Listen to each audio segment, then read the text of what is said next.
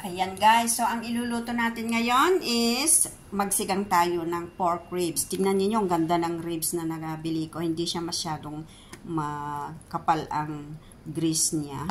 Hinugasan na natin guys ng asin at flour.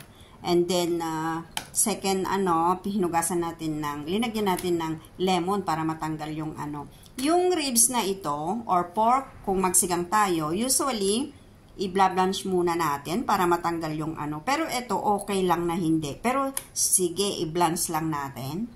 At ang kailangan natin, guys, meron tayong peppercorn, meron tayong kamatis, at syempre sibuyas. Kung gusto naman, lagyan ng green chili. At ang gamit ko lang is kangkong. Pwede naman, kung gusto ninyo, pwede nyo naman lagyan ng sitaw, talong, or kung anong gulay na gusto ninyo. Pero ako, gusto ko lang itong kangkong. Okay, so pwede na tayong mag-umpisa. I-blanch muna natin yung pork ribs para wala naman maging problema. Pero at least na hugasan na natin guys ng malinis, maayos yung ribs natin. At yung ribs na kinuha natin is the best na ribs ito. Madali lang maluto. Okay, tara. Umpisa na natin magluto guys. Ayan, so umpisa na natin. I-blanch muna natin ang ating ribs.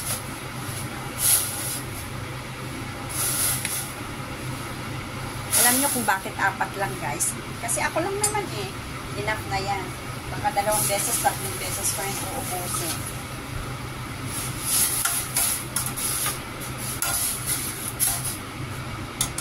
Tapos itapon lang natin guys. Ayan guys, so yung iba na nagsisigang, ginigisa nila yung pork para daw masarap. Pero ako hindi ako maggigisa guys. Kahit sa tinola, hindi ako maggigisa. Mamantika masyado pag igigisa. Ako, i-boil lang. So ayan guys, kumukulo na ang ating tubig. At ilagay na natin ang ating na-blanch na pork ribs.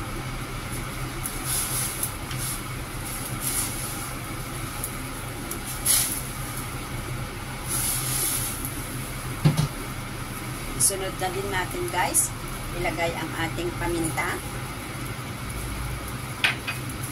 ang ating kamatis, sibuyas at luya. Yun, ilagay na natin lahat guys.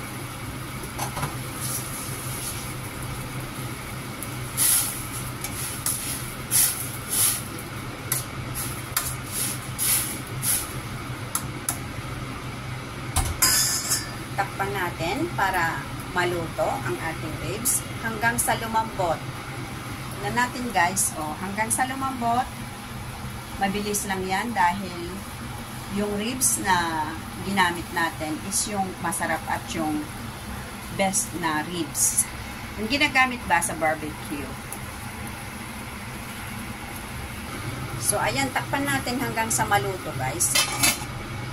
Silip-silipin lang natin kung baka naman naubos na yung sabaw natin. Pero kailangan lang natin guys na antayin na matuyo ng konti. Tapos dagdagan natin ng sabaw, ng tubig. Yun na yung sabaw niya. At syempre, gamitan din natin ng sampalok sinigang maya-maya lamang. Pagka soft na yung ating pork ribs. Yan, kumukulo na guys. Lagyan natin ng asin guys. Hindi pa natin nalagyan ng asin. Kunti-kunti lang. Tapos pwede natin dagdagan ng patis mamaya. Ayan. So antayin lang natin guys na medyo matuyo yung sabaw. Tapos lagyan na. Pag natuyo na ng konti yung sabaw, kalahati niyan, lagyan na natin ng tubig para yun na po yung sabaw niya. Ang sarap guys. Sana meron tayong yung fresh na tamarind. Sarap nun. Kaso, wala tayo. So, ang tanging mailalagay lang natin mamaya guys is ito. Sinigang sampalok. Tignan natin guys ang ating sinigang na ribs. Ayan. Wow. Sarap guys.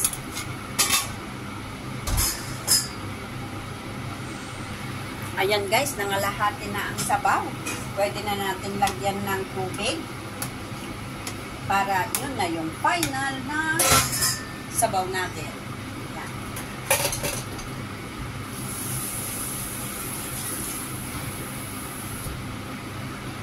Ayan. Kaya yan, hindi tayo magigisa ng ating sinigang. Ayan guys. Oras na para ilagay na natin ang ating kangkong. Ay, kangkong ba to? Yung talbos ng kangkong guys. Masarap ito. Na-miss ko na kasi ang talbos ng kangkong. Kaya yan. Malambot na yung ribs natin guys. Yan. Na, tignan ninyo, ang lambot na yung ribs natin.